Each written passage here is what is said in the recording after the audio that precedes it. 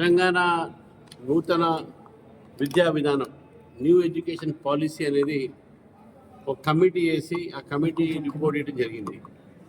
ఆ committee report ఏదైతే మనం ముందుకు వచ్చిందో 354 పేజీల కమిటీలో ఎక్కడ కూడా విద్యా వ్యవస్థ మెరుగుపరచడానికి ఎక్కడ కూడా సలహాలు లేవు. దాంట్లో పైపెచ్చు ఈ యొక్క మొత్తం కమిటీ రిపోర్ట్ అంతా కూడా విద్యా విధానాన్ని నాశనం చేసేటటువంటి యొక్క సలహాలు మాత్రమే ఉన్నాయి.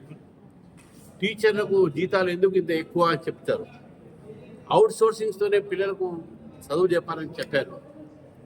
మూడోది వందే మాత్రం లాంటి పాటలు కూడా పాడకూడదని చెప్పారు. సంస్కృతి అనేది తీసేయాలి, సంస్కృతి ఉండకూడదని చెప్పారు. దేశం సంబంధించినటువంటి యొక్క జాతీయ నాయకుల ఒక విగ్రహాలు కానీ చిత్రపటాలు కానీ ఉండకూడదని చెప్తున్నారు. అంటే కేవలం ఒక కసితో అక్కసితో భారత సంస్కృతి పైన దాడి చేయడానికి ఈ యొక్క విద్య ఒక పాలసీని తీసుకోవడం జరిగింది. ఇది ఒక అర్బన్ నక్సలైట్స్ తయారు చేసినటువంటి ఒక విద్యా విధానం. కానీ ఇది విద్యా విధానము మన పిల్లలకు చదువు విషయంలో కానీ మన పిల్లల భవిష్యత్తు గురించి కానీ లేదు. దయచేసి కేంద్ర ప్రభుత్వాన్ని ఈరోజు మీరు చూడండి, న్యూ ఎడ్యుకేషన్ పాలసీ పెట్టారు వాళ్ళు. ఆ న్యూ ఎడ్యుకేషన్ పాలసీని ఇక్కడ మీరు అమలుపరచండి. అది best policy in the world. అది నేను చెప్తా ఉన్నాను. కస్తూరి రంగన్ గారి రిపోర్టు అది one of the best policy. దాన్ని ఈ అన్ని చెత్త రిపోర్టు తీసుకువచ్చి తెలంగాణ ఒక విద్యా వ్యవస్థ ఆల్రెడీ నాశనం పట్టించారు గత ప్రభుత్వం. దాన్ని ఇంకా మీరు నాశనం పట్టించే ప్రయత్నం ఉన్నారు మీరు. కాబట్టి విద్యా వ్యవస్థని మెరుగుపరచాలంటే న్యూ ఎడ్యుకేషన్ పాలసీ కంపల్సరీ చేయాల్సిందే. మోదీ గారు తీసుకొచ్చిన న్యూ ఎడ్యుకేషన్ పాలసీ మన అందరం కూడా ఈరోజు ఈ యొక్క రాష్ట్రంలో పిల్లల భవిష్యత్తు గురించి మనం ఆలోచిస్తున్నాం.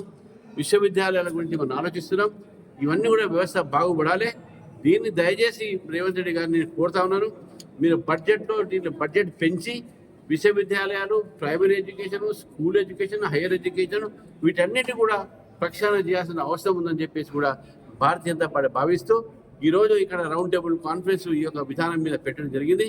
ఇందులో అనేక మంది వైస్ ఛాన్సలర్స్, మాజీ చైర్మన్, హైయర్ ఎడ్యుకేషన్ చైర్మన్స్, అదేవిధంగా ఇక్కడ ఉన్నటువంటి చాలామంది మేధావులు, లెక్చరర్స్, విద్యార్థి సంఘాలు, టీచర్స్, ఉపాధ్యాయ సంఘాలు అందరూ వచ్చి పాల్గొనడం జరిగింది.